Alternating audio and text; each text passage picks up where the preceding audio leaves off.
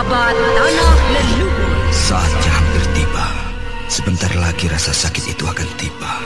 Aku akan menghentikan semedi itu setelah aku mendapatkan tanda-tandanya.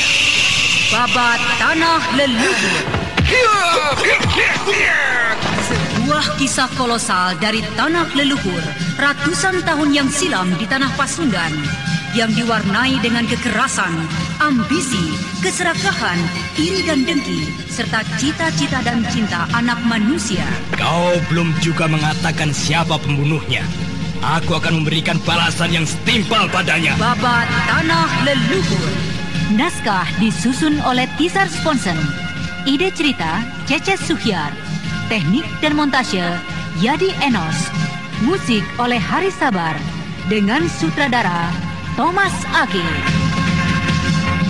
Babat Tanah Leluhur didukung oleh artis-artis Sanggar Prativi.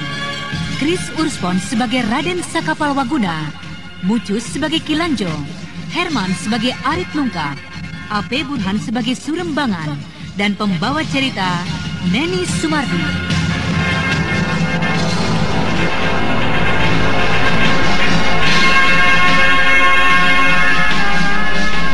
Pada kisah yang lalu diceritakan, Jerangkong hidup berhasil bertemu dengan putranya Pangrango alias si tabib cebol. Tetapi belum lagi ia sempat bicara dengan putranya yang seumur hidupnya tak pernah dilihatnya. Datang Resi Amista yang kemudian siap menerjangnya.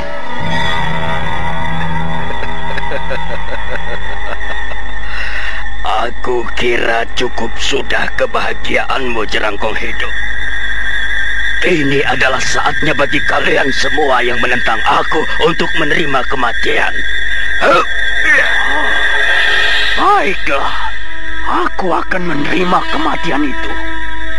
Tetapi aku mohon padamu agar memberikan kesempatan padaku beberapa saat untuk bicara dengan putraku ini.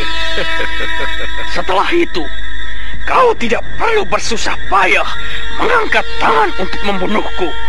Tetapi aku, Jerangkong hidup, akan membunuh diri di hadapanmu. Dengan tanganku sendiri, aku akan memecahkan dadaku ini. Berilah aku kesempatan untuk berbicara dan memohon maaf padanya. Sayang sekali. Justru aku tidak ingin mengabulkannya. Aku lebih suka melihatmu mati mendelik karena penasaran. Bersiaplah. Kau benar-benar iblis tidak berperi kemanusiaan, Resi Amista.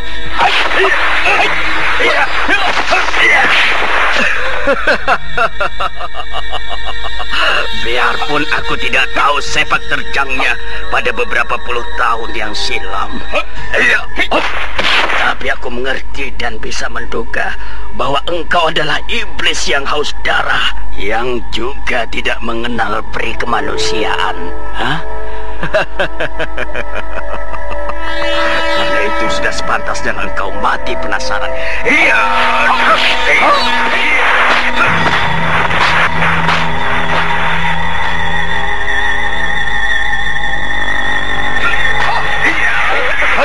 Walaupun sudah dalam keadaan terluka, tapi iblis Jerangkong ini tidak bisa kubuat main-main. Agaknya jika tidak mengandalkan rawa rontek yang baru kudapatkan, aku akan kesulitan menghadapinya. Aku tidak bisa membuang-buang waktu lagi. Aku harus mengerahkan Aji 5 bayang-bayangku.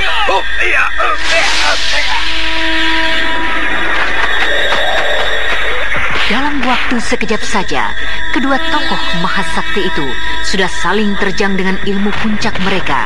Jerangkong hidup melayang-layang sambil menerjang dengan aji kelelawar saktinya, sambil juga berkali-kali menghindar, melantar diri dari serangan 5 bentuk semu Resi Amista. Dan akibatnya, pohon-pohon di sekitar mereka yang dijadikan tempat berkelit dan sembunyi Jerangkong hidup hancur terkena serangan Resi Amista.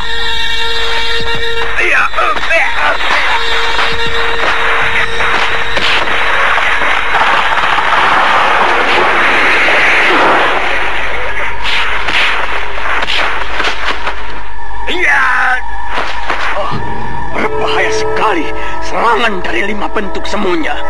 Sedangkan pukulan-pukulan pamungkas dari kelelawar saktiku hanya sesaat membuatnya terkapar. Dan bentuk itu segera bangun menyerangku lagi.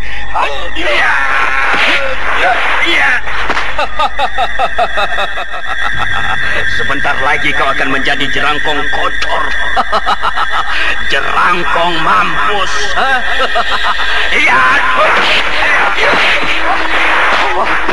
Aku tidak dapat lagi menahan gempurannya terus-menerus. Mau lari kemana kau jerangkong?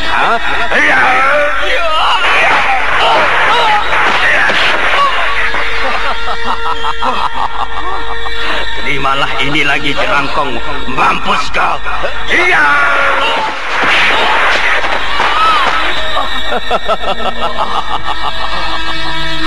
Habis sudah nama besarmu, jerangkong hidup.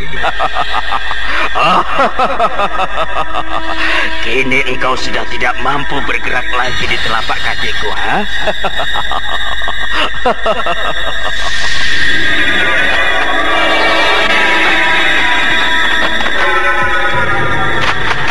Sesaat kemudian, tubuh Resi Amiska kembali menjadi satu.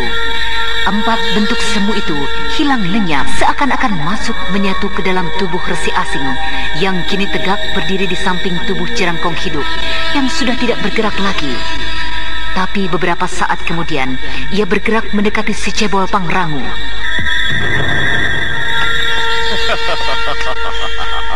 Dan engkau, pembantu tukang obat itu, temanilah jerangkong mampus itu, ha?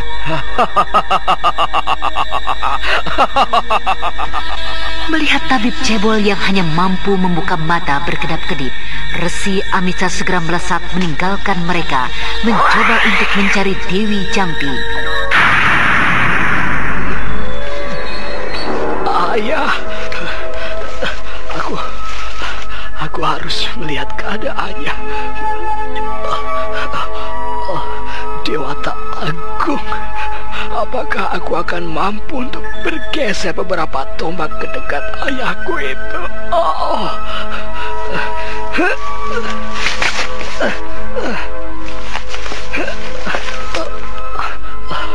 Dewata, seluruh kekuatanku rasanya sudah hilang. Aduh, di manakah pil ramuan sakti penyembuh luka dalamku? Ini dia. Mudah-mudahan dengan pil ini aku dapat menggeser tubuhku ke sana. Aduh, tidak. Ramuan obat ini hanya tinggal 3 butir. Aku tidak dapat menelannya. Aku harus memberikan ini pada ayahku. Keadaanku agaknya sudah sangat parah. Aku tidak mungkin dapat menyembuhkan diriku sendiri. Obat ini tidaklah dapat menolong diriku. Ya, aku akan berikan pada ayahku. Ayahku sangat hebat. Pastilah ia akan dapat sembuh. Pil ini dapat merangsang kembali tenaga saktinya, dan ia akan menjadi sehat kembali. Berhasil. Aku dapat menggeser tubuhku sedikit. Aku akan mencobanya terus.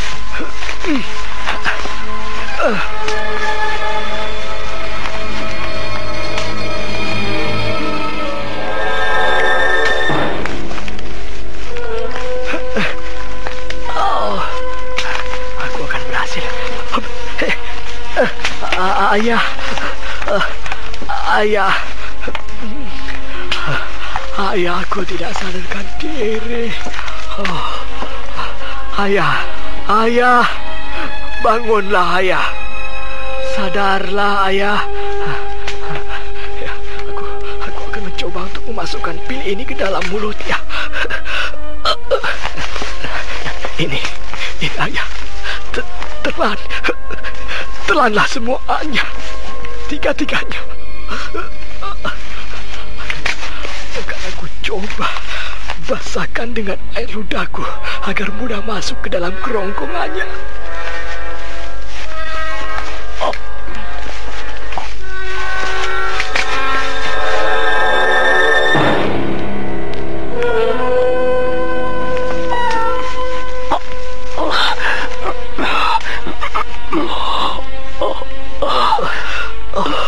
Berhasil. Obat itu telah masuk seluruhnya ke dalam perut ayahku.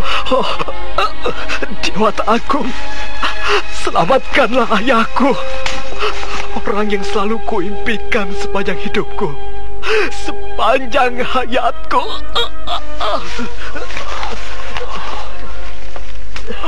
Di mana aku ini? Rupanya aku tidak mati oleh pukulan resi asing itu. Pangrango putraku. Ayah, gerakanlah tenaga sakti ayah. Ayah akan segera sembuh. 3 pil mujarab itu telah masuk ke dalam perut ayah. Di mana pil itu? Kosong. Botol ini sudah kosong. Mana lagi? Kau simpan di mana obat itu lainnya? Bagaikan orang kesetanan, Jerangkong hidup mencari di seluruh tubuh Pangrango, membolak-balik jubah tabib cebol itu. Hatinya menjadi cemas melihat keadaan putranya yang semakin lemah dan matanya semakin redup tidak bercahaya. Ayah, tidak ada lagi. 3-tiganya telah aku persembahkan pada ayah.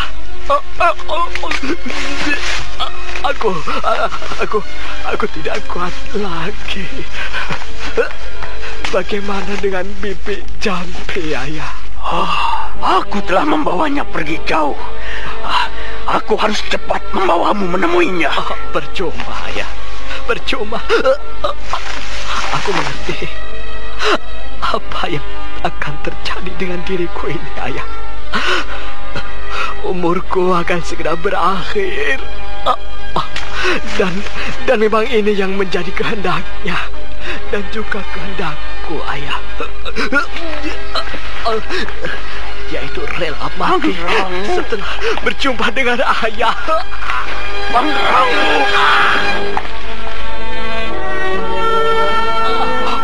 Pangrango putraku. Anjani, aku benar-benar telah berdosa padamu, juga pada putraku ini, yang telah membalas semua dosa-dosaku dengan nyawanya sendiri. Tidak, aku tidak bisa menerima semua kebaikannya. Aku akan menyusul, menebus dosa-dosaku di alam sana.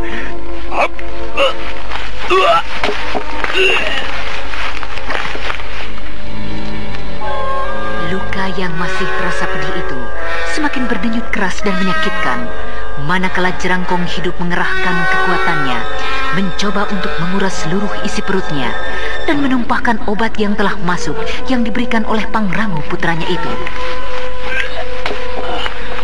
Pangrango putraku, aku akan menyusulmu dan juga ibumu. Aku akan mencoba menebus semua dosa-dosaku di hadapan kalian. Di hadapan kalian berdua di alam sana.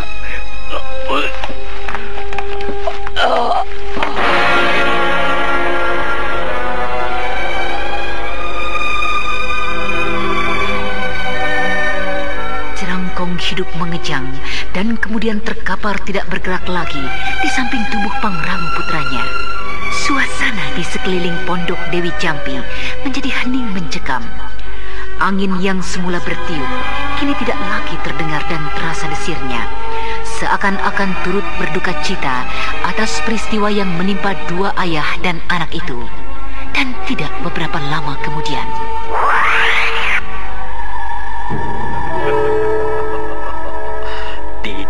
salah dugaanku. Mereka memang sudah tidak akan mungkin dapat menahan pukulanku. Kali ini Jerangkong Hidup dan putranya. Dan lain kali, Mamang Kuraya serta para tokoh tanah Pasundan akan menjadi ajang pembalasanku. Dan aku yakin satu saat aku akan dapat melenyapkan Purbaya dan juga Cempaka. Akan aku tunggu saat itu datangnya.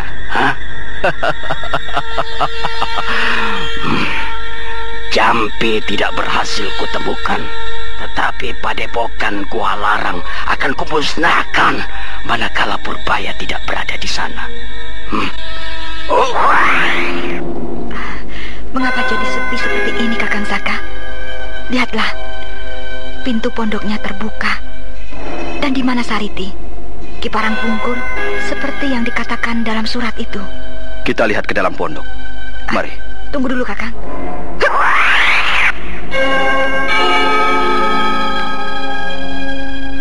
Kakang Saka, lihatlah kemari.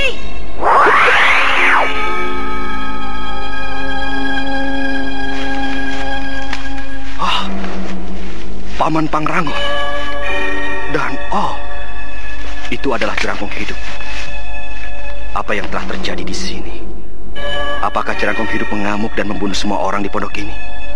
Tidak, Kakang. Jerangkong Hidup tidak mungkin melakukannya. Kau benar. Mereka mendapat luka yang sama. Baik Paman Pangrango maupun Jerangkong Hidup. Pukulan yang mengandung kekuatan panas.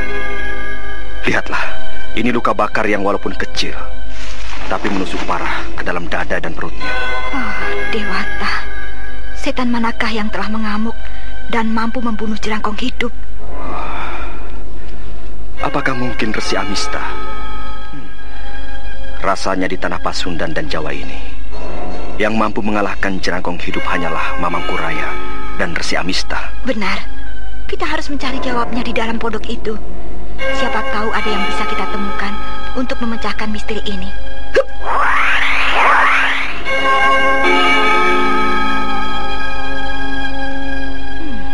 Sepi sekali. Agaknya pondok ini benar-benar sepi. Bagaimana, Dinda? Tak ada tanda-tanda yang bisa menunjukkan jawabnya. Kita kelilingi sekitar tempat ini saja, Kakang. Kita coba cari apakah ada mayat-mayat lainnya. Mudah-mudahan saja tidak ada lagi yang kita temukan. Mari, Dinda. Beberapa saat, kedua pasangan suami istri itu mencari tanda-tanda di sekeliling pondok itu. Tetapi tidak ada sesuatu pun yang dapat ditemukannya. Beberapa saat kemudian, mereka bertemu kembali dan menguburkan mayat Jerangkong Hidup dan Tabib Cebol Pangrango. Kita harus segera menuju Gua Larang. Keadaan Sariti pastilah sangat parah. Iya, Kakanda benar. Lusa adalah hari perayaan pernikahannya. Kita harus dapat menyelamatkannya. Menyelamatkan Sariti, pendekar wanita itu. Sahabat kita, dan kini menjadi kakak ipar kita. Baiklah, kita tinggalkan tempat ini. Aku akan memberikan tanda dahulu pada makam mereka. Bagaimana, Kakanda? Apakah kita akan terus melarikan kuda kita? Aku lihat kuda Kakanda sudah demikian lelahnya. Kau benar, tetapi kita tidak boleh berhenti. Aku khawatir datang terlambat. Sariti membutuhkan pertolongan permata birumu. Teruslah pacu kudamu si Tunggul. Aku akan melepaskan kudaku ini dan berlari cepat. Naiklah saja ke punggung kudaku ini, Kakanda. Di belakangku. Tidak perlu, Dinda. Biarlah aku berlari di samping kudamu saja. Sekalian mengendurkan urat dan ototku yang tegang selama 2 hari 2 malam berkuda. Ayo, percepatlah lari kudamu si Tunggul itu.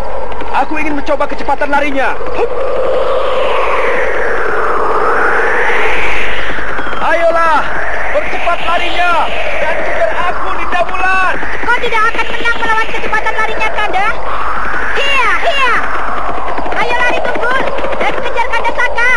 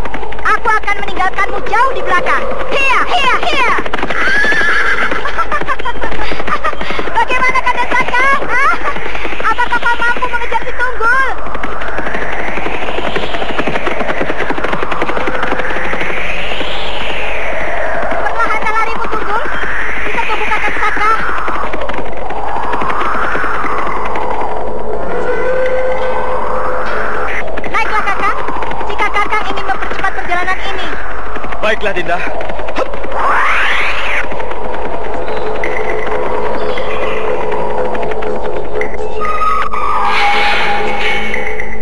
Semalaman mereka berkuda tiada henti, dan ketika fajar tiba, mereka istirahat melepaskan lelah. Dan setelah beberapa saat, mereka melanjutkan kembali perjalanan mereka menuju Gua Larang.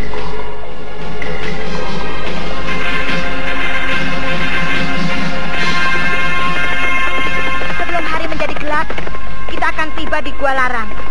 Dan aku kira kita tidak akan terlambat dari batas hari yang ditentukan dalam surat Ki Parangpungkur. Hiya, hiya! Ya, mudah-mudahan saja, Dinda.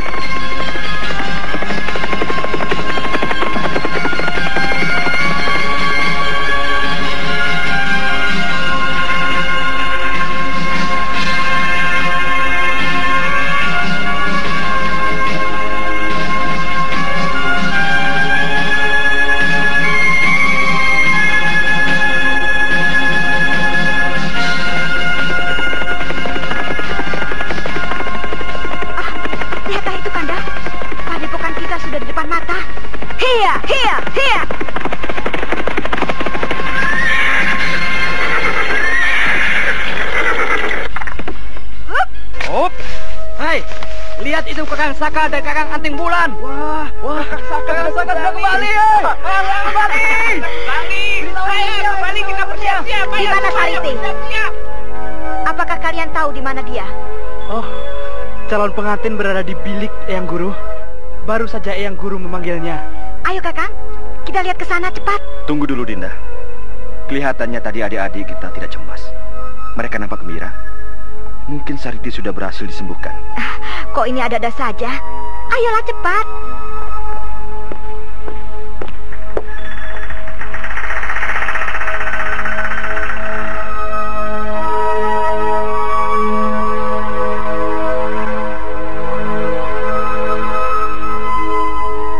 Oh, engkau Bulan. Oh, kau juga datang, Saka. Itu Sariti. Kenapa engkau terkejut melihat keadaannya? Melihat ia telah sembuh? Iya, Eyang. Bukankah menurut surat Ki Parangpungkur, kakeknya, Sariti dalam keadaan sakit yang sangat parah, yang tidak dapat disembuhkan sekalipun oleh Dewi Jampi? Benar, Wulan. Semula keadaanku memang demikian parahnya. Tapi untunglah datang Prabu Purbaya. Ia membantu Dewi Jampi dengan pusaka kujang cakrabuananya, hingga aku berhasil disembuhkan. Kujang cakrabuana? Iya. Eyang Guru, apakah yang sebenarnya telah terjadi di Pondok Dewi Jampi? Di Pondok Dewi Jampi? Iya. Tidak ada apa-apa. Sejenak dada kedua remaja itu berdesir tegang. Mereka saling pandang. Mereka menduga kejadian itu tentu akan berlanjut, karena Eyang Guru maupun seisi padepokan Gua Larang tidak mengetahui kejadian hebat yang terjadi di Pondok Dewi Jampi. Apa sebenarnya yang dimaksudkan Adisaka? Apa Eyang, Kakang Seta dan juga Ki Parangpungkur yang kemarin pernah ke sana tidak pernah tahu apa yang telah terjadi? Sudahlah, jangan berteka-teki saja, Wulan. Ceritakan saja apa yang terjadi di sana setelah kepergian kami. Kami tidak menemukan Dewi Jampi di pondok itu. Iya. Kami bahkan menemukan mayat Jerangkong Hidup dan Paman Pangrango. Yang jaga Dewa. Oh, gila. Apa yang terjadi? Apa itu, Saka? Coba ceritakan. Iya. Ceritakanlah, Saka. Kematian Jerangkong Hidup dan Paman Pangrango adalah karena sebab yang sama. Karena luka dan pukulan yang sama. Pangrango dan juga Jerangkong Hidup. Bagaimana ia bisa terbunuh? Siapakah yang mampu membunuh tokoh semacam dia? Tokoh yang mampu mengimbangi kemampuannya di masa ini hanyalah kakek guru Mamangkuraya dan Resi Amista. Karena itu, tidak ada kemungkinan lain. Pembunuhnya pastilah Resi Amista. Ayolah, kita cari kakek gurumu Mamangkuraya dan juga Ki Parangpungkur. Kita bicarakan hal ini bersama mereka.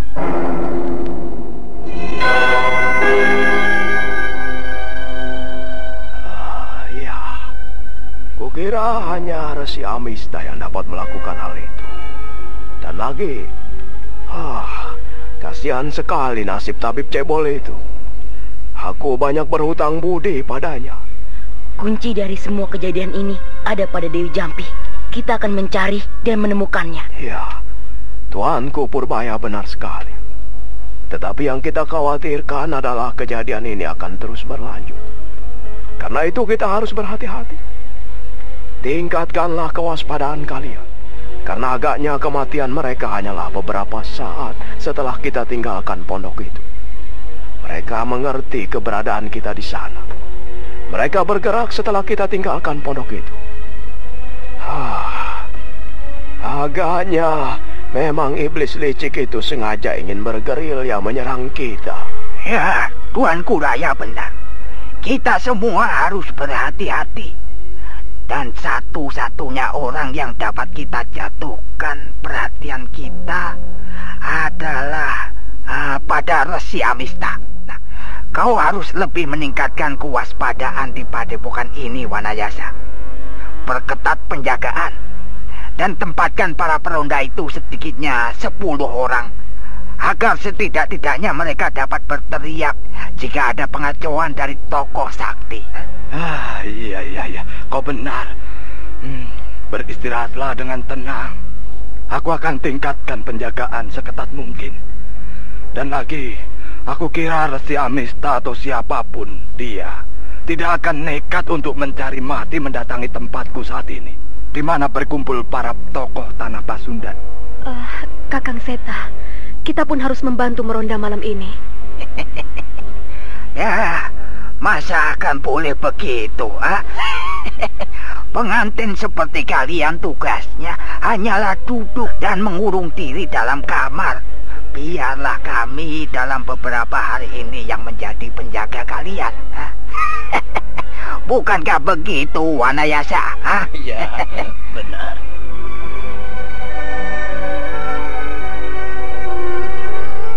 Akhirnya begini. Masih ingat tidak kau, Sariti? Ketika dulu kita bertemu pertama kali, kau menguntit perjalanan kami dan akhirnya dengan pura-pura malu ikut juga bersama kami ke Gua Larang. Kau keterlaluan sekali, Wulan. Saat itu kan aku baru mengenal kalian. Tentu saja wajarlah jika aku malu-malu. Iya, aku ingat. Di padepokan ini juga beberapa tahun yang lalu, ketika kau mengantarkan surat dari kakekmu, yang ternyata berisi surat lamaran kakekmu untuk salah seorang di antara kami, Neng Sewu, ya kan? Sudahlah, janganlah kalian menggodanya terus.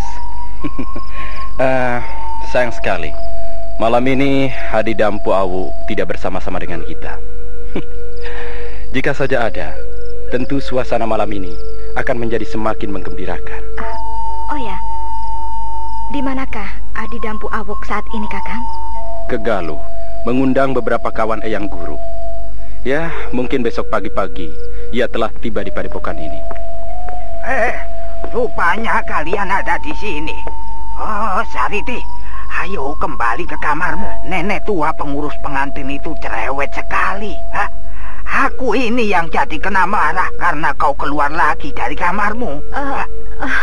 Maaf, Kek. Aku bosan berada terus-menerus di kamar itu. Mereka dua nenek itu sudah mengolah tubuhku, mengurut, meminyaki. Entah apa lagi yang akan dilakukannya sepanjang malam. Masih banyak, Sariti.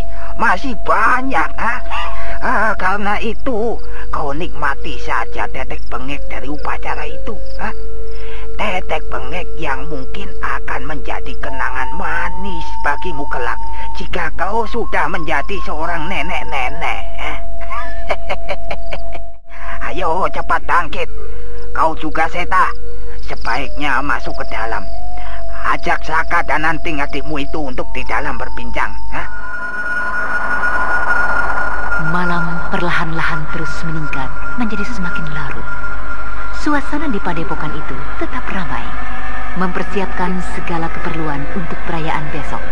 Sementara itu tak jauh dari padepokan Gua Larang, di kegelapan malam, di tengah rimbunan pohon dan semak.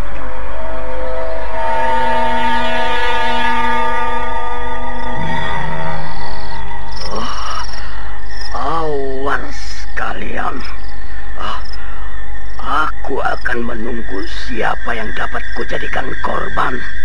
Aku akan menyerang kalian semua apabila Raden Purbaya tidak lagi bersama kalian. Atau setidak-tidaknya aku akan membunuh kalian satu persatu manakala kalian terpisah dengannya. Akan kutunggu di dalam kegelapan malam ini.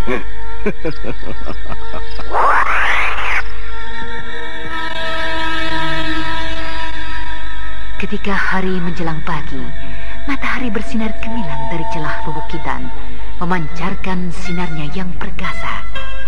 Dan suasana di padepokan Gua Larang kembali menjadi ramai. Dan ketika matahari menjadi semakin tinggi, suasana menjadi semakin ramai, manakala tamu-tamu mulai berdatangan.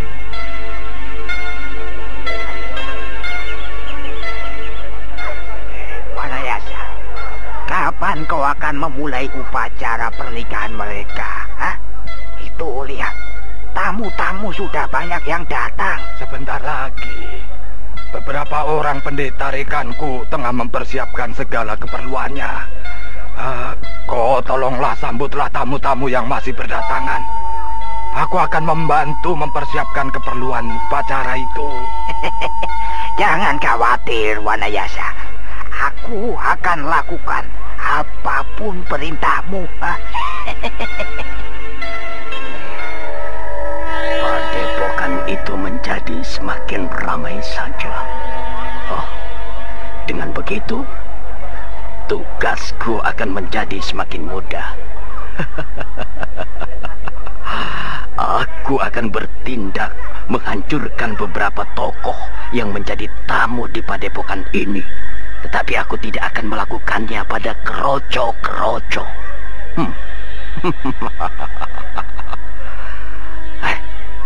Siapa itu yang datang berkuda dengan kecepatan yang tinggi? Seorang pengemis. Pengemis tongkat merah. Ada apa? Kelihatannya ia tergesa-gesa. Agaknya ada kabar penting yang dibawanya. Itu agaknya ia mendapat hambatan dari penjaga gerbang padepokan.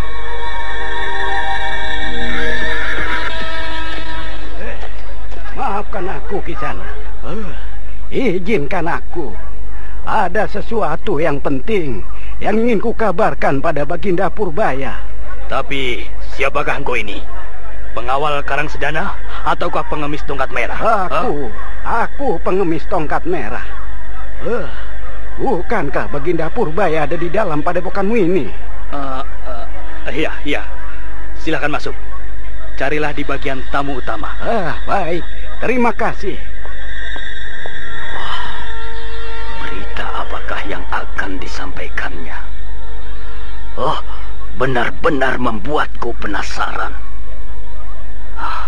Aku akan masuk dan mencari tahu. Aku akan keluar dari semak-semak ini dan membaur dengan para tamu. Iya. Aku harus berhati-hati agar tidak menimbulkan persoalan dahulu.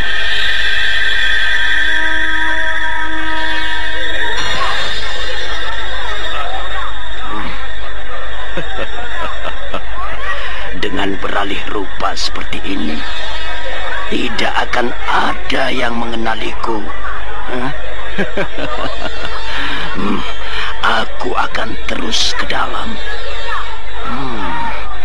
Pondok yang paling besar itu pastilah pondok utama tempat para tokoh utama. Ya, aku akan ke sana. Cukup banyak orang di luarnya. Tetapi untuk masuk ke dalam banyak penjagaan di muka pintunya. Iya, sebaiknya aku pasang telinga saja dari sini. Jika hanya untuk jarak 10 tombak saja. Percuma aku jika tidak bisa mendengarkan pembicaraannya. Aku akan mengerahkan tenaga saktiku untuk mendengarkan. Ya, aku dapat duduk di sini agar tidak mencurigakan.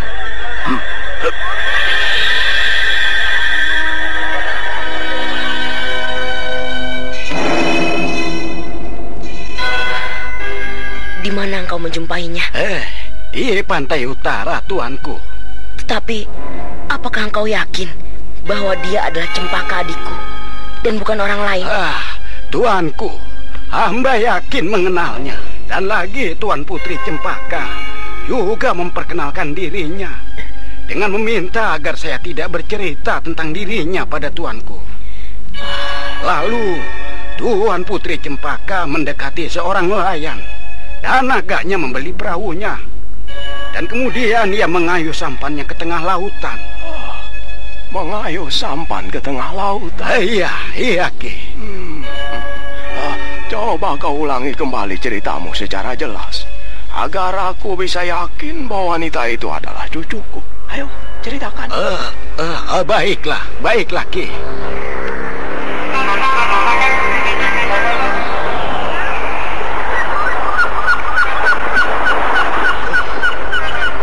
Siapa itu?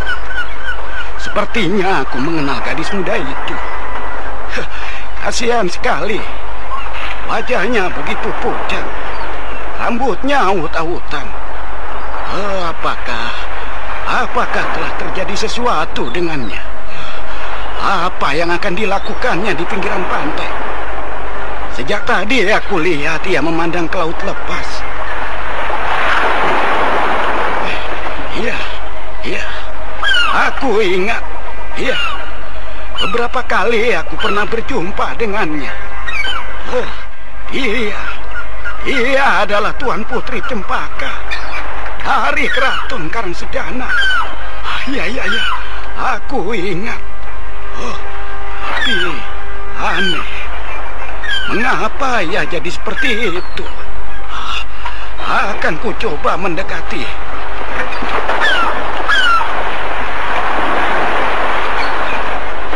Nona Cempaka. Siapa kau? Apakah tidak salah dugaanku? Aku berhadapan dengan Tuan Putri Cempaka dari Keraton Karangsedana.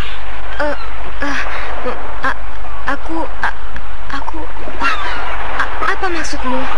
Mau apa engkau menegurku? Tidak, Nona. Aku hanya seorang anggota tongkat merah tingkatan ketiga. Aku mengenal Nona. Berkali-kali aku melihat Nona di keraton. Di keraton juga saat itu, di Bukit Tengkorak. Tapi keadaan Nona saat ini membuat saya jadi bertanya-tanya. Aku bukanlah Cempaka. Kau salah melihat orang, Paman.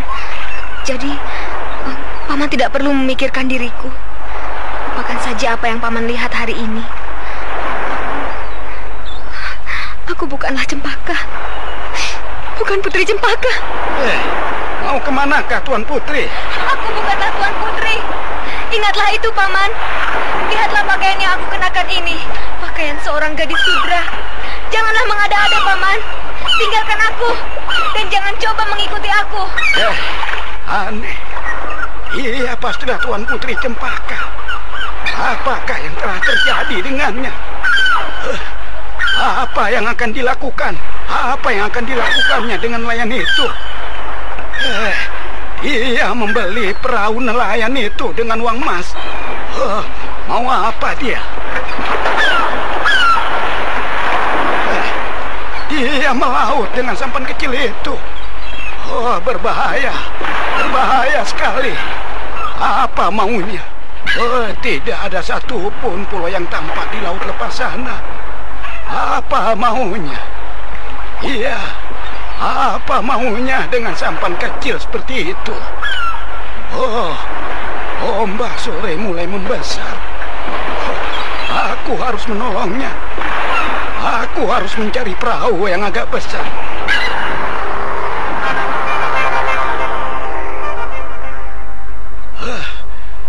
Dengan bantuan beberapa nelayan, aku mengayuh perahu yang cukup besar, mencoba mengejar Tuan Putri Cempaka. Ombak itu menjadi sangat semakin besar.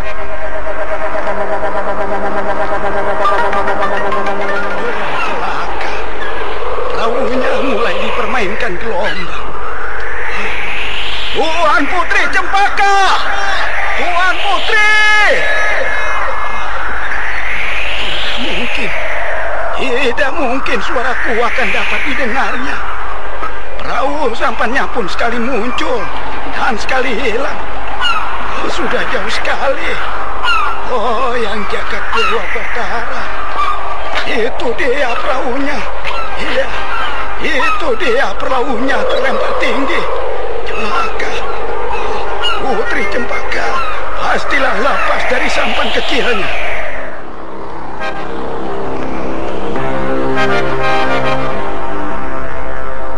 Karena pemilik perahu yang membantu hamba ketakutan dengan gelombang yang besar, mereka memaksa hamba untuk segera kembali. Tetapi agaknya terjadi satu keajaiban, tuanku. Dewata telah menolong Tuan Putri Cempaka. Apa maksudmu, Paman? Pada saat itu hamba melihat munculnya sebuah kapal yang besar. Sebuah kapal, sebuah kapal dagang dengan bendera besar bergambar naga. Beberapa saat dari kejauhan, hamba melihat kapal itu berhenti, tak jauh dari tempat Tuan Putri terhempas. Maksudmu, Cempaka berhasil diselamatkan oleh kapal dagang itu? Benar, tuanku, benar. Hamba berani bersumpah, dan mata hamba ini rasanya masih cukup awas dan jelas. Dari kejauhan hamba melihat sesosok tubuh yang merayap naik ke atas perahu dengan dengan bergayut pada suta sekali. Syukurlah, wah yang agung.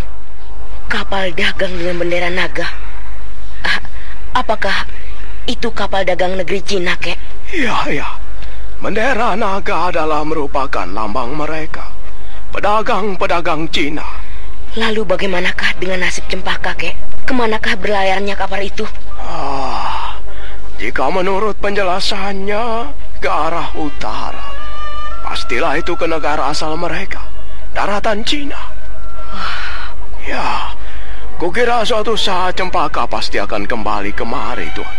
Kembali bersama-sama dengan kapal dagang itu. Prabu Purbaya hanya menunduk saja. Berbagai macam kemungkinan tentang kekasihnya terlintas. Berbagai macam bayang-bayang yang menakutkan. Sementara itu di sekelilingnya, Mamang Kuraya, Ki Parangpungkur, Resi Wanayasa, Anting Wulan serta Raden Sakapalwaguna juga terdiam. Tidak tahu harus bicara apa untuk menghibur Prabu Purbaya. Sampai akhirnya, beristirahatlah di belakang beberapa saat, tuanku. Biarlah Wanayasa melanjutkan pekerjaannya, yaitu upacara perayaan pernikahan Sariti dan Setakele. Silakan. Silakan, Yang Guru. Saya tidak apa-apa.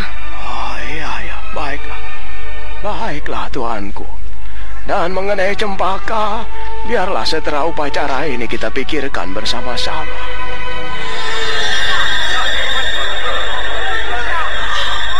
Cempaka meninggalkan daratan Pasundan ini.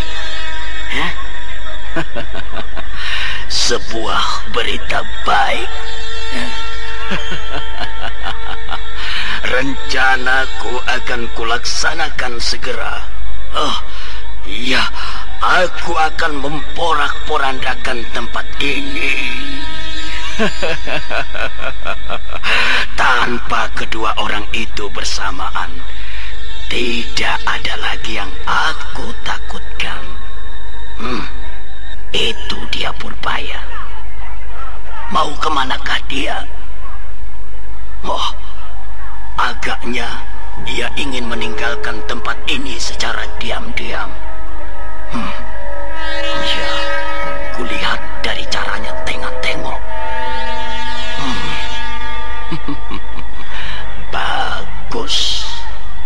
boleh pergi dulu, Purbaya. Biarlah kali ini beberapa tokoh utama musuhku yang kubantai. Tetapi lain kali, aku akan mendatangimu. Aku akan mencarimu yang telah kehilangan cempaka pasanganmu. Betul dugaanku. Prabu Purbaya menyelinap meninggalkan padepokan ini. Iya. Sekarang adalah giliranku yang menyelinap ke dalam.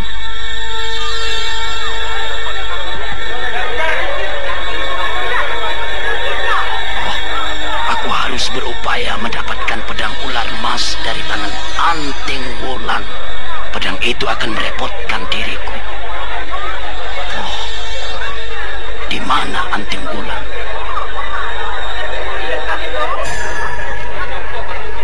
Oh, itu dia. Mereka sedang menonton upacara yang akan segera dimulai. Ya, aku akan membuatnya kembali penasaran. Mati penasaran karena gagalnya perkawinan ini.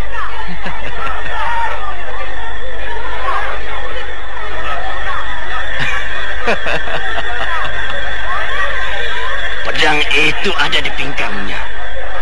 Oh, aku akan menyambarnya dengan tiba-tiba dari pinggangnya.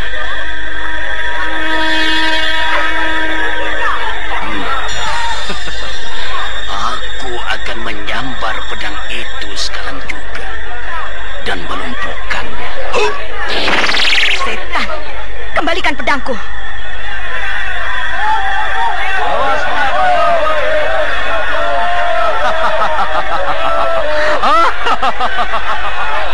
Pedang ular emas kembali menjadi milikku. Mampuslah kini kalian semua. Awas, menyingkirlah. Pasti ini adalah Resi Amista. Kau lari kemana kau Resi Iblis licik?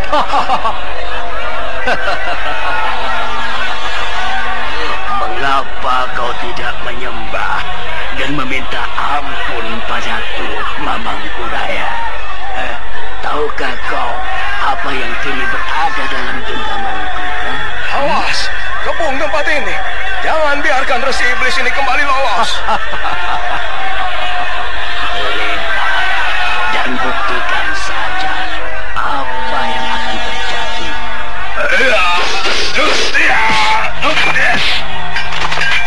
Resi Amiska bergerak cepat dan mengayunkan pedang ular emas itu ke kiri dan kanan. Bersamaan dengan geraknya itu, jerit dan pekikian mengerikan terdengar. Beberapa tubuh terkapar jatuh dan tubuh terbelah serta anggota tubuh yang berserakan. Sariti dan Setapling bergetar, tubuhnya menahan amarah yang teramat sangat.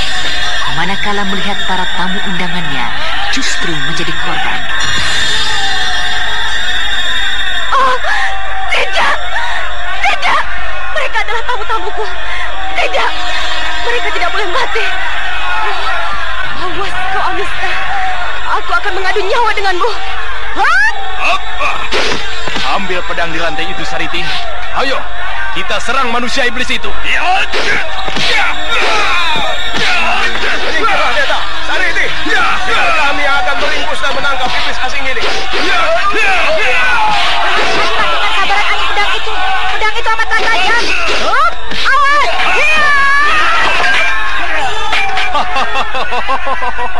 Ayo, mendekatlah. Dan kalian semua akan kubuat mampus. Undurlah, Deta. Sariti. Kami masih sanggup untuk meringkusnya.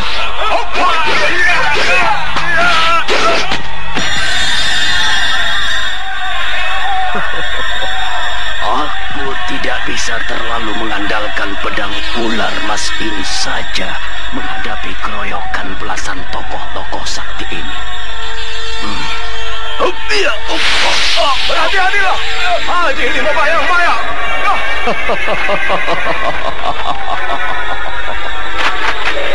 Ayolah, ini aku akan lebih leluasa menghadapi kalian. Dan lihatlah ini, 5 pedang ular emas di tanganku.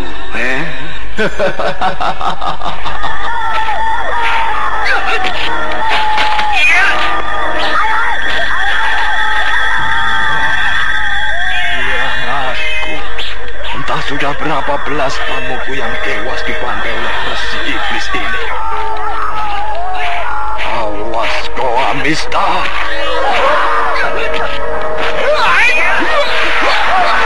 Hati-hatilah, Wanayasa. Tanpa mempedulikan keselamatannya lagi, Resi Wanayasa yang telah menjadi geram dengan kebiadaban Resi Amista menerjang ke arah tubuh Resi Amista, berusaha menembus kilatan pedang ular emas. Akan tetapi Resi Amista yang dihadapinya adalah merupakan bentuk-bentuk semu. Resi Wanayasa berhasil memukul kepala Resi Amista hingga bentuk itu jatuh terkapar di tanah. Akan tetapi bentuknya yang lain mengibaskan pedangnya ke arah tubuh Resi Wanayasa, dan tanpa dapat dicegah lagi, tubuh Resi Wanayasa itu meregang ketika pedang ular emas milik muridnya sendiri tertanam di tubuhnya.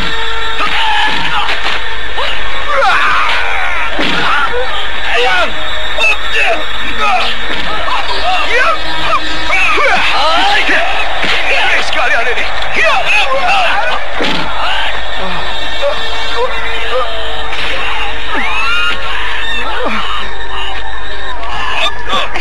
Janganlah gentar dan takut menghadapi kematian karena para murka. Karena kalian dilahirkan ke dunia adalah untuk menumpas dan menghalangi keangkaran. Hati-hati.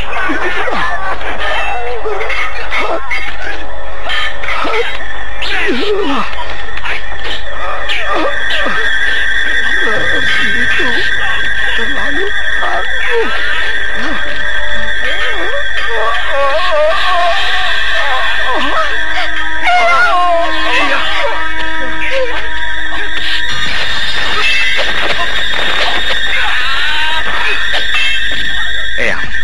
Eyang Guru, aku berjanji akan memburu kemanapun iblis itu berada. Aku akan membalaskan semua dendam ini.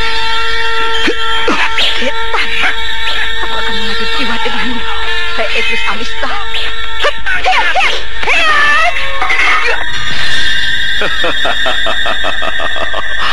Siapa lagi yang akan menyusul?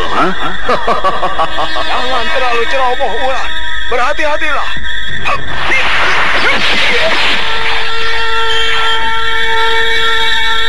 Serangan dari berbagai arah terus menyerang Resi Amista, tetapi tetap saja 5 bentuk semu itu berdiri tegar. Sesekali Mamang Kuraya, Anting Wulan maupun Raden Sakapalwakuna berhasil menjatuhkan sebuah bayangan. Akan tetapi di lain kesempatan, bayangan ataupun bentuk semu itu bangkit kembali menerjang mereka dengan kibasan-kibasan pedang ular emas. Oh, setan. Ternyata pedang di tangannya tadi itu hanyalah bayang-bayang saja. Aku akan berusaha untuk mencari pedang ular emas yang asli. Ulan, kau tidak akan berhasil dengan cara seperti itu. Lumpuhkanlah sekaligus 5 bayang-bayangnya. Baru kita akan berhasil melumpuhkannya. Itulah kunci dari aji 5 bayang-bayang atau pancawayang. Bersiaplah, kita akan melumpuhkannya secara bersamaan. Baik, Mama. Kau menyingkirlah dulu, Punggur.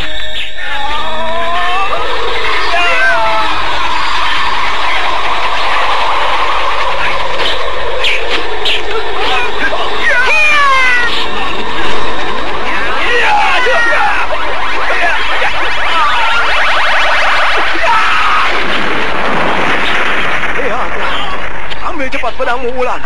Baik, Kai.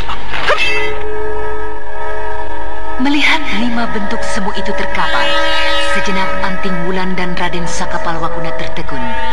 Apalagi ketika melihat secara gaib 5 bentuk itu lenyap dan kemudian berubah menjadi 1 bentuk aslinya, yaitu Resi Amista yang sesungguhnya. Dan ketika mendengar teguran dari Mamang Kuraya, dengan cepat Anting Wulan menyambar pedang ular mas yang masih tergenggam di tangannya. Tetapi belum lagi sempat ia berhasil mengambil pedang itu dari tangan Resi Amista. Tiba-tiba saja, tubuh yang terkapar itu melompat bangkit, bahkan kemudian kembali menyerang Anting Wulan dengan kibasan pedang ular masnya. Gila, semakin cepat saja kemampuannya untuk bangkit kembali. Rawa ronteknya menjadi semakin sempurna. Ayolah, datanglah terus mendekat.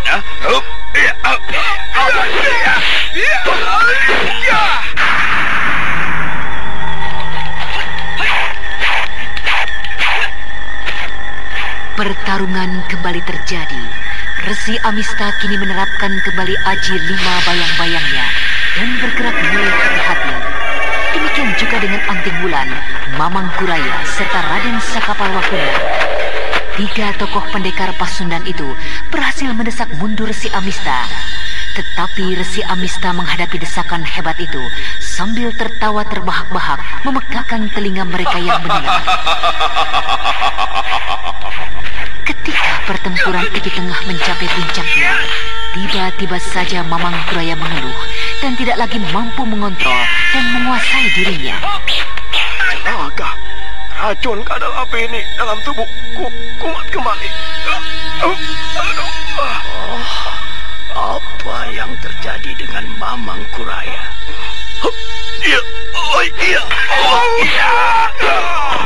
Kakek!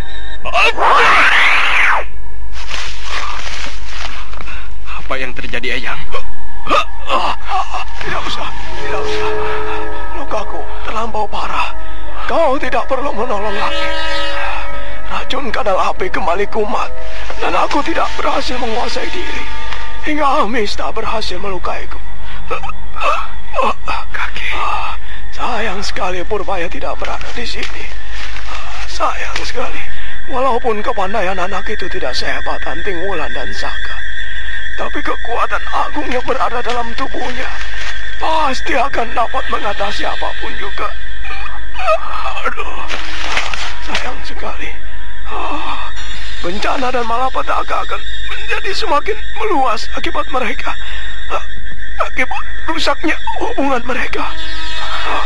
Kakek, jika kau bertemu dengan Cempaka, katakanlah penyesalanku yang tiada terhingga. Jika mereka tidak kembali bersatu, petaka akan semakin meluas di tanah ini. Terjadi sudah agaknya petaka Asmara Dewa. Kakek! Kakak, kita akan mengadu nyawa dengannya.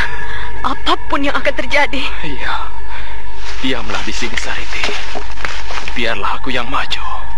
Kepandaianmu masih terlampau jauh untuk terjun ke sana. Karena itu... Ya, kau benar, Seta.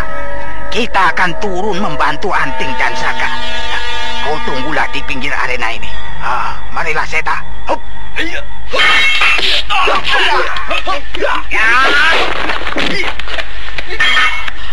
Hari telah sore. Aku telah dipaksa bertempur sejak pagi tadi. Tidak mungkin aku melayaninya terus-menerus. Mereka berganti-ganti menyerangku. Sementara aku melayaninya seorang diri. Pada titik tertentu, aku tentu akan kehilangan seluruh tenagaku dan menjadi bulan-bulanan mereka. Satu-satunya jalan ialah melarikan diri dari kepungan mereka.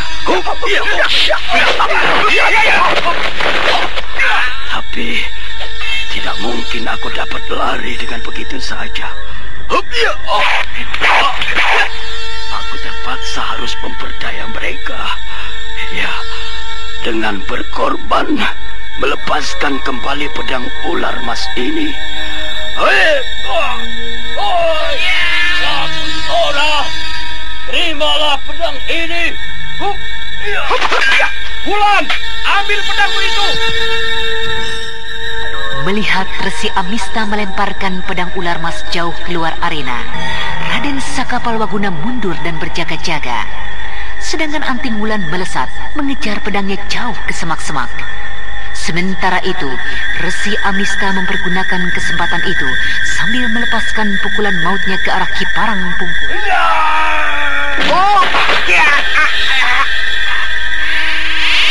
Amista, jangan lari kau.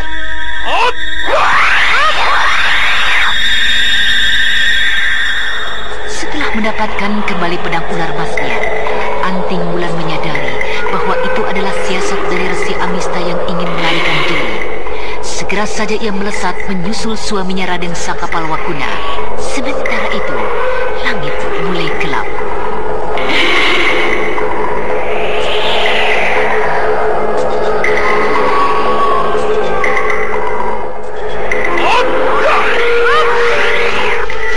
Bagaimana, Kanda?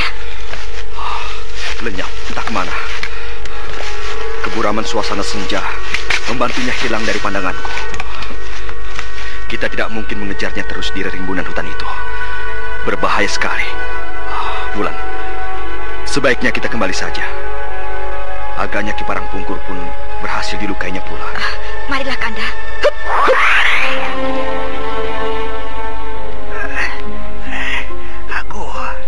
Aku tidak apa-apa, Sariti. Sudahlah, tenangkan hatimu. Tapi luka di pundak kakek cukup berbahaya. Siapakah yang akan menolong? Kita tidak bisa lagi menemukan Dewi Jampi. Seta, keluarlah engkau. Temuilah para tamu yang masih berada di padepokan kita. Sampaikan pernyataan maaf dariku. Dan berikan perintah kepada para cantrik untuk merawat para tamu yang terluka dengan sebaik-baiknya. Dan merawat mereka yang tewas untuk penguburan esok hari.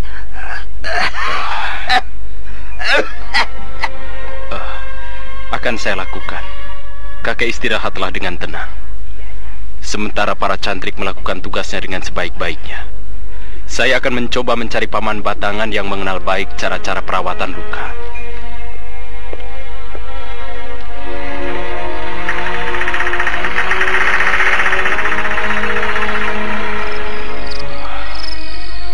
Yang jagat Dewa Betara. Entah berapa banyak yang tewas di padepokanku ini. Tewas pada saat hari perkawinanku. Benar-benar runtuh sudah padepokan Gua Larang. Tidak mampu melindungi tamu undangannya. Paman, berapa banyak tamu kita yang terluka? 18 orang, Raden. Semuanya jadi 20 jika dihitung dengan Eyang Guru dan kakek Mamangkuraya. Ya. Rawatlah mereka dengan sebaik-baiknya. Mereka adalah orang-orang yang telah melepaskan budi yang tiada taranya. Catat nama-nama mereka. Gua Larang harus dapat menjunjung tinggi anak dan turunan mereka sebagai balas budi kita. Iya, Raden. Hamba akan lakukan. Ayo kamu beritahu kepada Raden Saka dan Setak Keling. Ayo cepat. Ayo cepatkan. Di bawah padepokan. Ayo bawa ke padepokan. Ayo mari. Ada apa itu? Coba lihat ke sana, Paman Ambacang. Baik, Raden.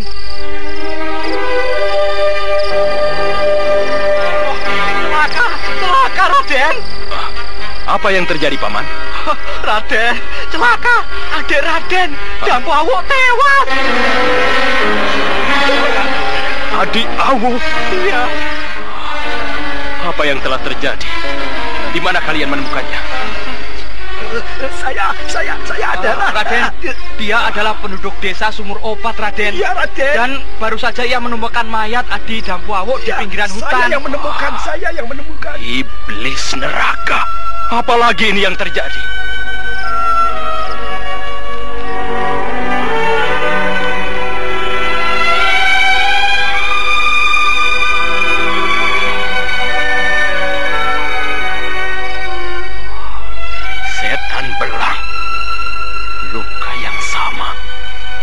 luka bakar akibat pukulan ganas dari Resi Amista.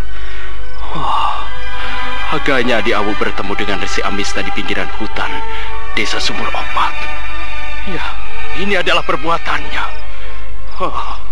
Awas kau Amista, aku akan mengadu nyawa denganmu. Apa yang telah terjadi, Sariti? Ada apa dengan Seta Keling suamimu? Adi Dampu Awuk ditemukan penduduk Desa Sumur Opat dalam keadaan tewas, kakek. Yang jaga Dewa Batara. Siapakah yang dapat membendung keangkaraan murkanya? Saya akan menumpasnya, Kek. Jangan khawatir. Semua ini terjadi adalah karena kealpaan saya, karena kekurangan kewaspadaan saya. Eyang Kuru terbunuh. Kakek Mamangkuraya tewas. Kakek pun terluka. Dan kini Adi Dampu Awuk. Sudahlah. Tidak ada gunanya kita merintih dan meratap. Sebaiknya kita rawat semua korban. Dan kemudian mencari resi iblis itu. Tanpa pedang ular emas di tangan, kehebatannya tidaklah menakutkan. Sekalipun ia mempunyai ajir awal rontek dan 5 bayang-bayang, aku masih sanggup untuk membunuhnya sebanyak 10 kali. Dan aku akan menemukan cara untuk melenyapkan rawa ronteknya. Aku akan mencari urat kerbau putih. Aku akan mengikatnya dan kemudian memberatkan tubuhnya dengan sebuah batu dan melemparkan ke tengah samudra. Awas kau Amista, kau harus mati di tanganku. Siapa? Masuk saja. Oh, kau Nenek Jampi? Tidak kami sangka Dewata telah mengirimkan Nenek kemari. Kami benar-benar sangat membutuhkan pertolongan Nenek. Biarlah. Aku melihat keadaan Ki Parangpungkur dulu. Baru nanti kita bercerita. Keadaan cukup berbahaya.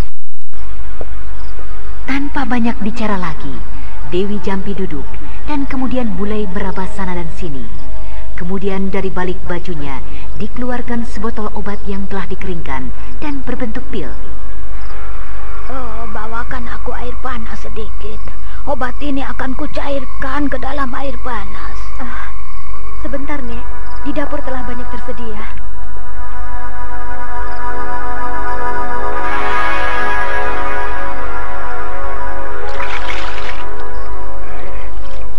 Datang tepat pada waktunya, Dewi Jampi. Banyak pekerjaan di sini. Aku kira kau bisa tinggalkan aku dan lihat beberapa toko yang terluka itu. Di manakah Wanayasa? Aku belum melihatnya. Kenapa kalian semua terdiam? Di mana Wanayasa? Apa yang terjadi dengannya? Aku tahu, pastilah ini semua adalah perbuatan Resi Amista. Lalu di mana pula Tuan Mamangkuraya serta Prabu Purbaya? Seta, ajaklah Dewi Jampi menemui Mamangkuraya dan Wanayasa. Ayo. Iya. Marilah, Nek. Ikutlah saya.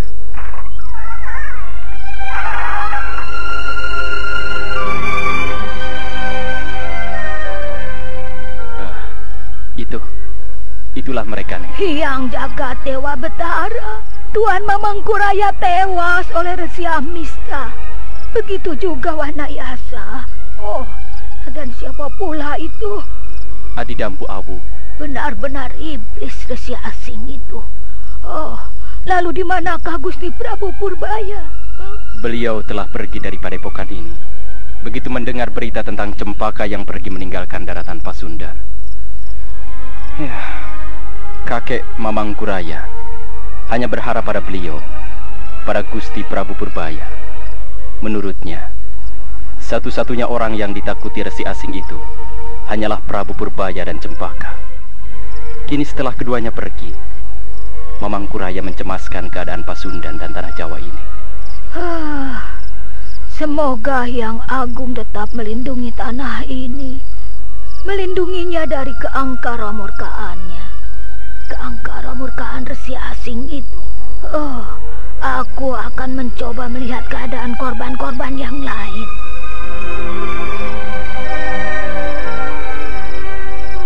Malam semakin larut. Padepokan Gua Larang kini berbeda dengan malam sebelumnya yang penuh dengan keceriaan. Suasana malam kali ini begitu hening. Sesekali murid-murid Gua Larang dan juga para tamu mengucapkan bait-bait doa untuk mengantarkan dan mengiringi jalannya jenazah orang yang mereka hormati menuju nirwana. Malam menjadi semakin larut. Beberapa dari mereka yang terluka telah terlelap pulas, tetapi bagi mereka yang tidak mendapat luka, tetap berjaga-jaga hingga hari terang kembali. Dan kemudian mempersiapkan upacara penguburan pada keesokan harinya. Setelah upacara penguburan selesai.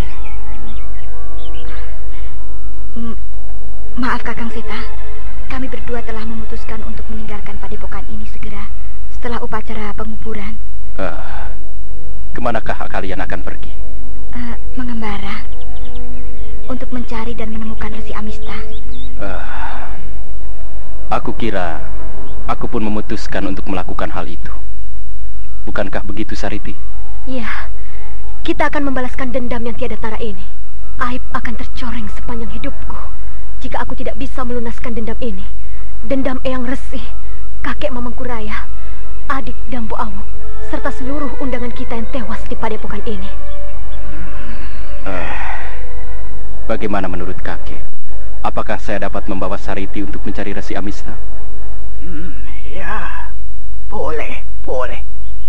Tentu saja kau boleh membawa istrimu. Kau sudah mempunyai hak penuh atas diri Sariti. Tetapi hanya satu pesanku, Seta. Buatlah pertimbangan yang matang. Aku khawatir kau belum dapat menghadapi Resi Amista. Aku pun tidak akan berdaya menghadapinya. Ya, apalagi kini setelah ia memiliki Aji Rawarontek. Kau sudah melihat sendiri, bukan? Apa yang dapat diperbuat oleh Resi Amista. Tapi Kek, semua itu terjadi adalah karena pedang ular mas berada di tangannya. Kekuatan Resi Amista menjadi bertambah berlipat ganda. Tanpa pedang itu di tangannya, masih ada Rawaronteknya. Dan juga Aji Lima bayang-bayangnya. Mungkin jika engkau yang menghadapinya berdua, aku tidaklah khawatir. Walaupun aku tidak yakin kau dapat membunuhnya. Lalu dengan begitu, apakah kakek tidak mengharapkan aku bertindak terhadap Resi Amista? Ya, bukan begitu, Seta. Kita akan bergabung bersama-sama. Kau boleh mencarinya. Tetapi jika mengetahui jejaknya, usahakanlah untuk menghubungi aku. Apalagi jika kita bisa menghubungi Anting Wulan dan Saka Palwaguna, saudaramu. Aku mengharapkan agar tindakan kita kelak akan berhasil pada sasarannya. Baiklah, kami akan berusaha. Aku akan berusaha menghubungi anggota Tongkat Merah dimanapun kami berada. Bagus, Wulan.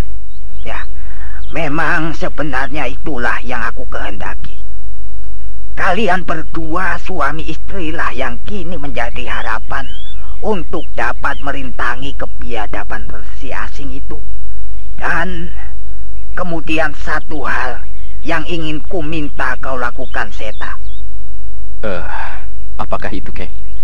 Untuk sementara ini, kau bubarkanlah perguruanmu.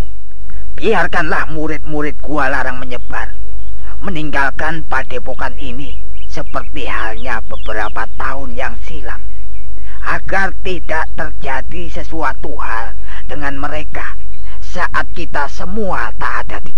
Iya, kakek benar. Saya akan melakukan hal itu, Kek. Marilah kita berkemas, Sariti. Siapkanlah segala sesuatunya untuk perjalanan kita.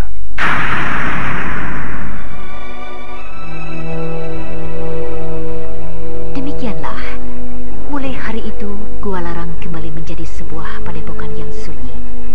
Seluruh murid-murid padepokan itu menyebar, meninggalkan padepokan yang mereka cintai. Sementara itu Resi Amista yang lari meninggalkan Gua Larang pergi menuju istana Karang Sedana.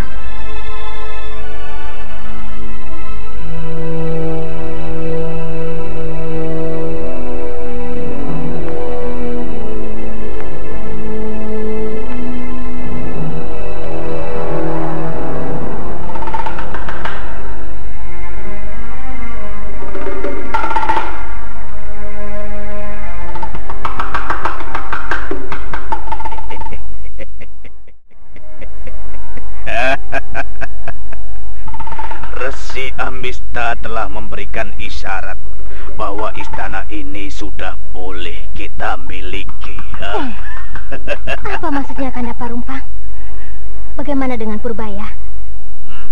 Menurut Resi Amista, Purbaya mungkin saat ini sudah tidak lagi berada di tanah Pasundan. Maksud Kanda, dia pergi meninggalkan Pasundan. Lalu kemanakah dia perginya, Kanda? Purbaya pergi mengarungi samudra, mengejar cempaka yang dibawa oleh kapal dagang Cina. Mungkin saat ini ia telah mampus di telan samudra yang maha luas itu. Istana Karang Sedana ini kini menjadi milik kita, Dinda. Kini kitalah yang akan berkuasa sepenuhnya. Tapi bukankah saat ini kita sudah berkuasa penuh, Kanda? Apalagi yang akan Kanda lakukan? Menguasai dengan mengambil alih kekuasaan ini. Janganlah bersikap bodoh, Kanda. Jangan lakukan dengan cara seperti itu. Karang Sedana sudah menjadi milik kita. Buat saja strategi untuk menguatkan kekuasaan kita. Kita akan memiliki kekuasaan ini untuk selamanya tanpa bertumpahan darah. Apalagi yang kau takutkan? Besok Resi Amista akan mengirimkan beberapa orang tokoh yang dapat kita jadikan pengawal utama kita. Janganlah bodoh, Kanda. Dengarkan kata-kata Dinda sekali lagi. Saat ini Resi Amista belum berani secara terus terang datang kemari. Berarti ia belum yakin benar dengan keadaan Prabu Purbaya serta Cempaka. Karena itu dengarlah, Kanda. Perkuat saja kedudukan kita di Karang Sedana. Seandainya kelak Purbaya datang dan Amista tidak membantu kita, kita tidak perlu takut karena kita belum membuat suatu kesalahan pun, Kanda. Kanda mengerti kan? Tapi aku... Sudahlah, dengarkan kata-kata Dinda. Kita perkuat kedudukan kita di Karang Sedana ini. Kita tingkatkan kesejahteraan prajurit kita.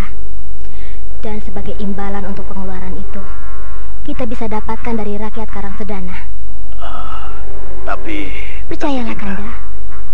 Kita akan mendapatkan dukungan yang baik dari seluruh jajaran prajurit. Kanda tidak perlu khawatir. Lakukan saja apa yang aku katakan. Kita bisa mendapatkan jauh lebih banyak dari pajak-pajak dan upeti negara-negara tetangga.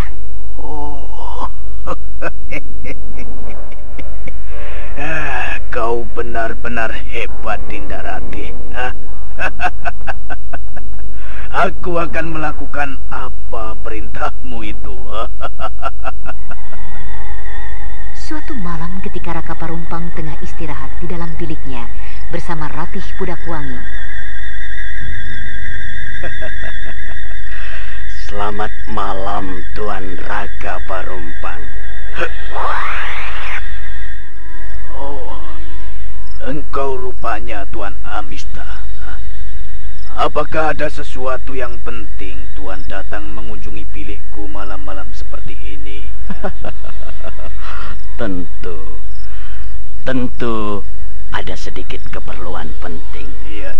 Dalam waktu dekat ini, entah itu besok atau lusa, akan datang seseorang yang mungkin akan menyelidiki kekuasaanmu. Jika itu bukan orang-orang dari Gua Larang, tentu pimpinan pengemis tongkat merah. Tapi aku harap kau dapat menerimanya secara baik-baik. Jangan membuat keributan di dalam keratonmu. Aku tidak ingin keberadaanku di sini akan tercium oleh mereka, musuh-musuhku. Simpanlah segala kekuatanmu yang ada. Kau mengerti? Oh ya, aku mengerti Tuan Amista. Tapi aku kira mereka tidak akan berani berbuat seperti itu. Sikapmu yang terlalu berlebihan memeras rakyat Karangsedana dan menarik upeti besar dari negara-negara tetangga tentu saja mengundang curiga dan minat mereka untuk menyelidiki. Nah, berhati-hatilah, terutama terhadap pimpinan tongkat merah yang usilan itu. Baiklah, aku akan menuruti kata-katamu. Baiklah, jika begitu aku pergi kembali. Selamat tinggal Tuan Raka dan Nyonya Ratih. Hebat sekali resi asing itu, Kanda. Dia melompat dari hadapan kita ke atas sana, bagaikan menghilang saja. Sudahlah. Kita akan menjadi semakin besar dan tegar bekerja sama dengan seorang seperti Resi Amista. Sebenarnya sakit hati sekali bekerja sama dan tunduk mendengarkan perintah orang yang pernah menjadi pembantuku, pengawal Kakang Suntana almarhum. Sudahlah, Dinda. Itu adalah masa lalu. Tetapi sekarang justru dengan ambisinya kita akan menjadi besar, bahkan jauh lebih besar dari saat ini. Nah, marilah kita tidur, Dinda Ratih. Untuk sementara, kita lupakanlah urusan-urusan yang dapat memusingkan kepala kita. Baik, baiklah Kanda Raka.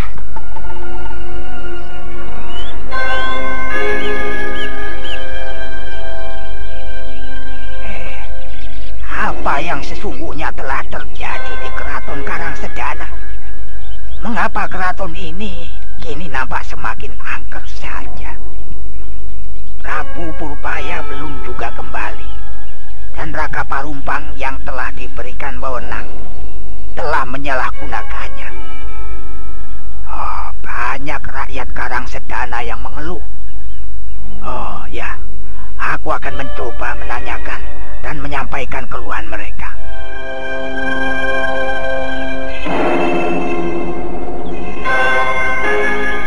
Aku akan menanyakan apa yang sebenarnya terjadi dan bagaimana sikap mereka dengan perkembangan yang dibuat oleh penguasa baru mereka selama Prabu Purbaya tidak ada.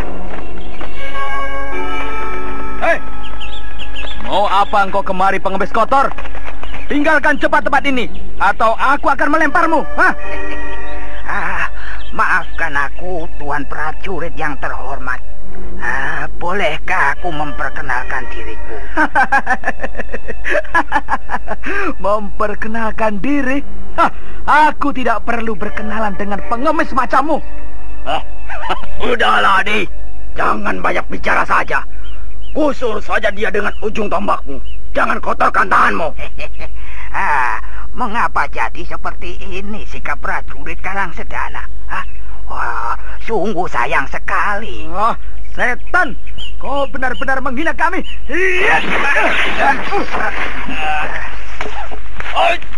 Cukup, Adi. Jangan kau hajar terus.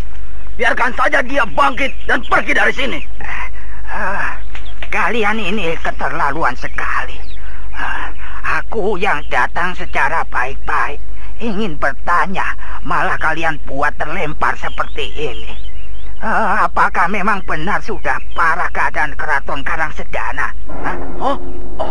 Mundurlah, Adi Tembirang. Agaknya dia adalah pengemis tongkat merah.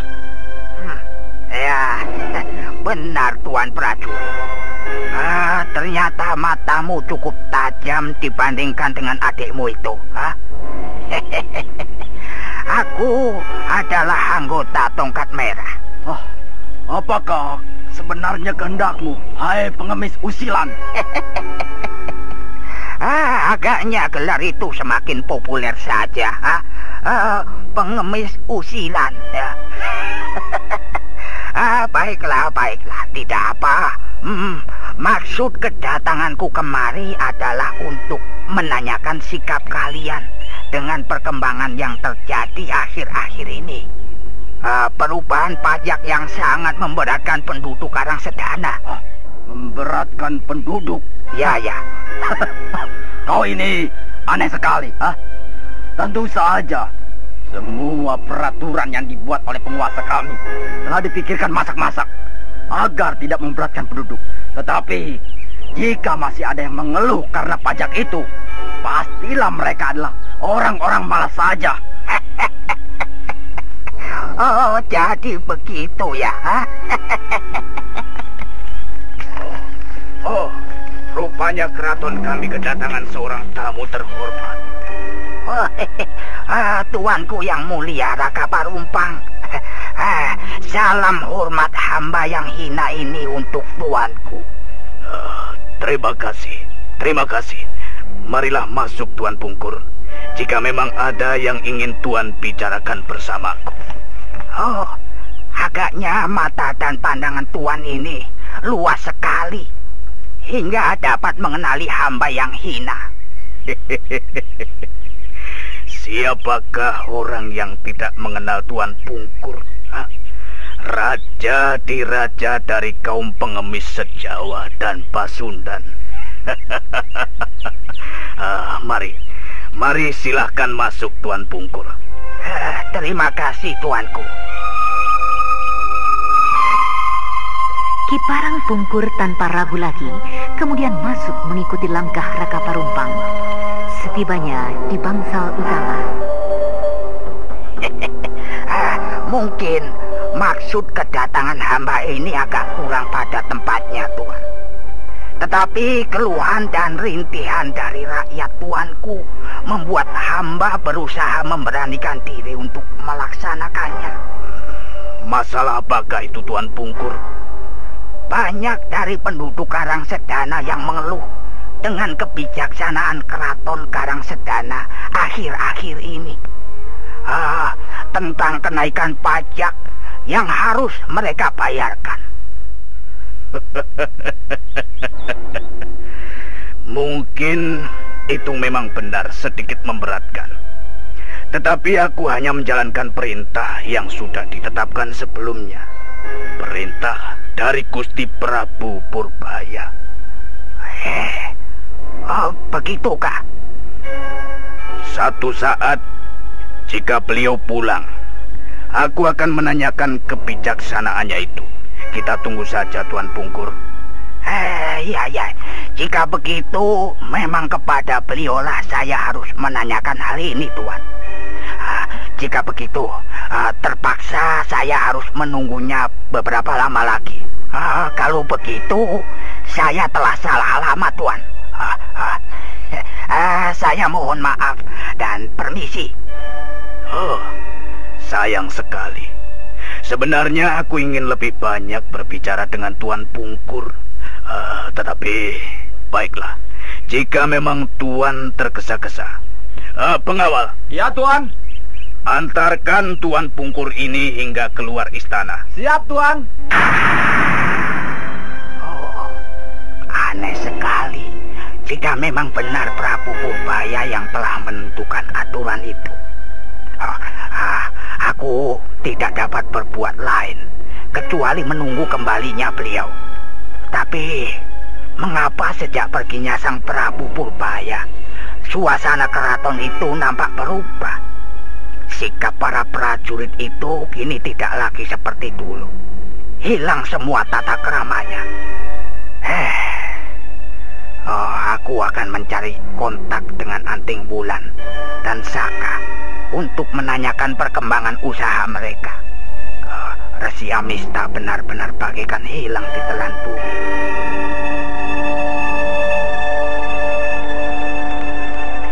Kita tinggalkan dulu usaha Ki Parang Pungkur bersama dengan para murid Gua Larang untuk mencari Resi Amista. Sekarang marilah kita kembali mengikuti perjalanan dari Prabu Purbaya yang mencari Cempaka menuju pantai utara. Dewata Agung, kemanakah aku harus mencari Kak Cempaka.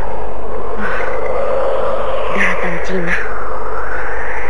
Apakah aku harus menuju ke sana? Untunglah pakaianku tidak terlalu menyolok. Aku akan menyelidiki di pelabuhan Indraprasta, pelabuhan terbesar di pantai utara. Kukira dari sana aku dapat menyelidiki kepastian tujuan kapal berbendera naga itu.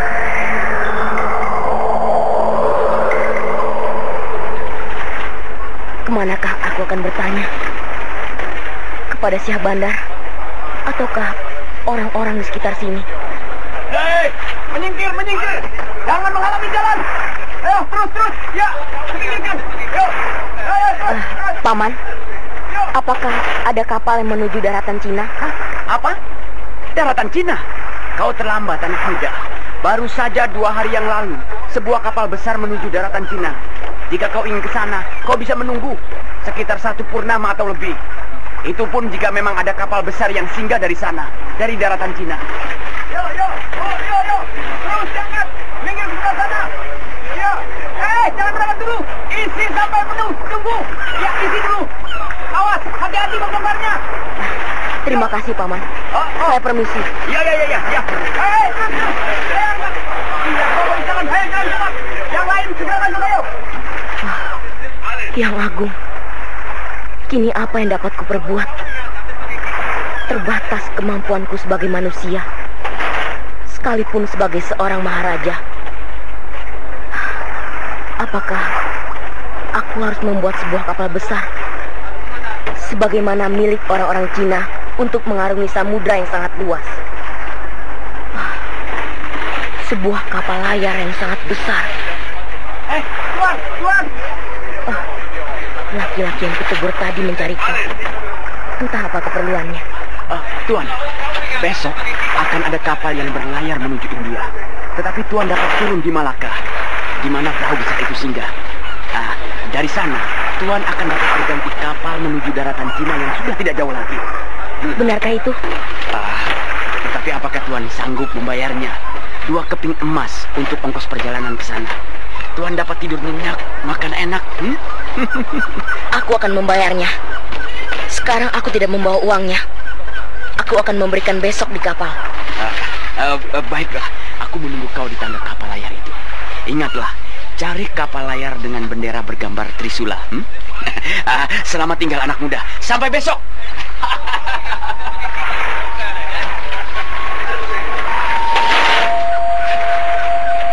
Sejenak Prabu Purbaya termenung. Dipandanginya perahu-perahu layar yang besar berjajar di sana-sini, tidak beraturan di Bandar Indraprasta. Kesibukan orang-orang di sekitar bandar yang membongkar dan memuat barang. Setelah beberapa saat menghela nafas.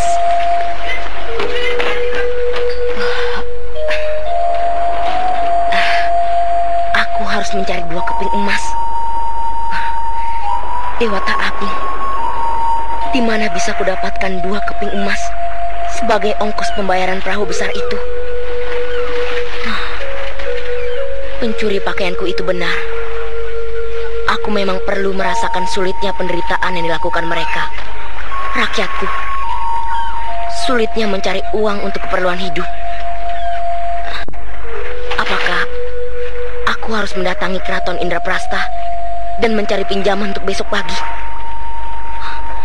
Belum tentu penguasa Indraprasta yang merupakan putri tunggal dari Prabu Sora musuhku akan memberikan bantuan untukku.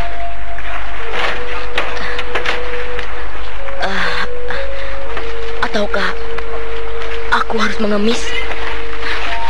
Tapi mana mungkin aku akan bisa mendapatkan uang sebanyak itu dari mengemis. Yang jagat Dewa Batara. Sampurasun. Rampes. Siapakah paman ini? Jika tidak salah penglihatan hamba, tuan ini adalah tuanku Purbaya. Iya, kau benar. Apakah engkau adalah anggota Tongkat Merah? Benar tuanku, benar.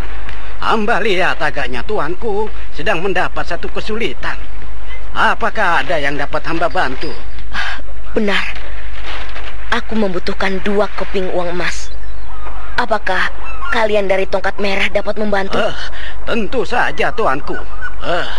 Keperluan tuanku itu akan dapat kami siapkan segera. Tapi jika boleh hamba tahu, apakah yang sedang tuanku lakukan di tempat ini? Apakah tuanku memerlukan bantuan kami lainnya? Terima kasih. Aku akan sangat berterima kasih jika kau dapat menyediakan aku 2 keping emas malam ini. Pagi-pagi sekali aku akan berlayar. Berlayar? Tuanku hendak pergi kemana? Jauh ke negeri seberang. Perjalanan yang mungkin akan memakan waktu 2 atau 3 purnama, atau bahkan lebih dari itu. Baiklah jika begitu. Hamba akan menyiapkan segala keperluan tuanku. Terima kasih. Sampaikanlah salamku untuk pimpinan tongkat merah wilayah ini, juga pada kakek Parangpungkur. Baiklah, hamba pergi dahulu, tuanku. Hamba akan kembali segera. Pucuk dicinta ulang tiba.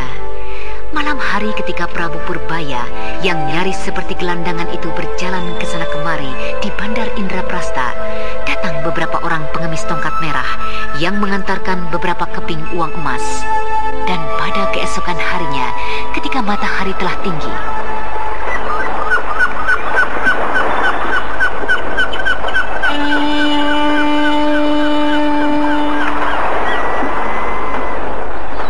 Hyang Jagadewa Batara, lindungilah hamba-Mu dalam perjalanan ini.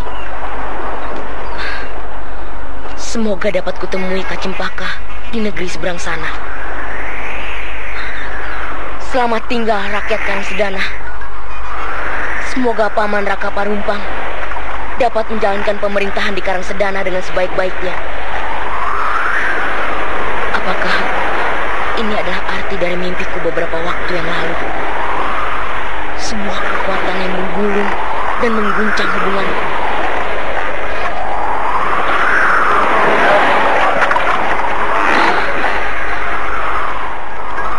Tuanku!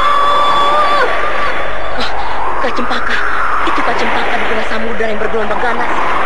Kacempaka! Janganlah kau mengobati diri hamba. Kembalilah ke Karangsedana. Tidak! Kau harus kembali bersamaku. Kau harus kembali, Kacempaka.